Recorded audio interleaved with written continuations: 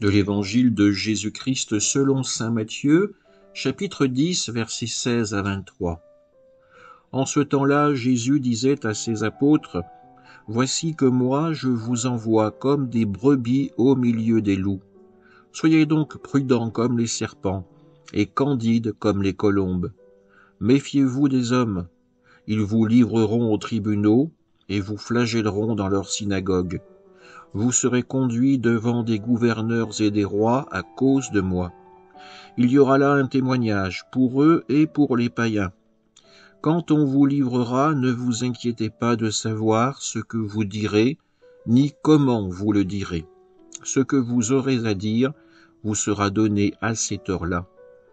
Ce n'est pas vous qui parlerez, c'est l'Esprit de votre Père qui parlera en vous. Le frère livrera son frère à la mort, et le père son enfant. Les enfants se dresseront contre leurs parents et les feront mettre à mort. Vous serez détestés de tous à cause de mon nom, mais celui qui aura persévéré jusqu'à la fin, celui-là sera sauvé. Quand on vous persécutera dans une ville, fuyez dans une autre. Amen, je vous le dis, vous n'aurez pas fini de passer par toutes les villes d'Israël quand le Fils de l'homme viendra. Acclamons la parole de Dieu. À travers l'évangile de ce jour, nous sommes appelés à nous poser une question. La question essentielle que se pose au moins chaque croyant une fois dans sa vie, quelle que soit sa confession, jusqu'où pourrais-je aller par fidélité à mon Seigneur? Quelle pourrait être la limite où je serais contraint d'abjurer ma foi? Jésus annonce à ses apôtres que leur mission va être difficile, qu'ils seront exposés à la haine des hommes, à la haine du mauvais. Mais en même temps, Jésus les réconforte.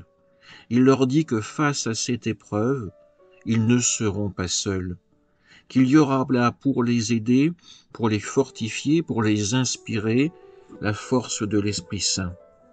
Dieu ne nous laisse jamais seuls pour affronter nos épreuves.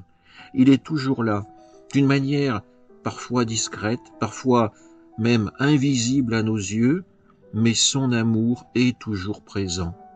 C'est ce qui fait qu'à travers 2 millénaires, la foi en Christ a toujours perduré. À chaque fois, le Seigneur était là pour redonner confiance, pour redonner des forces à ceux qui étaient ses témoins. Le Seigneur ne veut pas faire de nous des guerriers invincibles qui imposeraient la foi par la force. Il fait de nous des missionnaires qui témoignent avant tout de l'amour et de la miséricorde. La véritable force que nous donne le Seigneur, c'est avant tout la force du pardon et la confiance en son amour. Amen.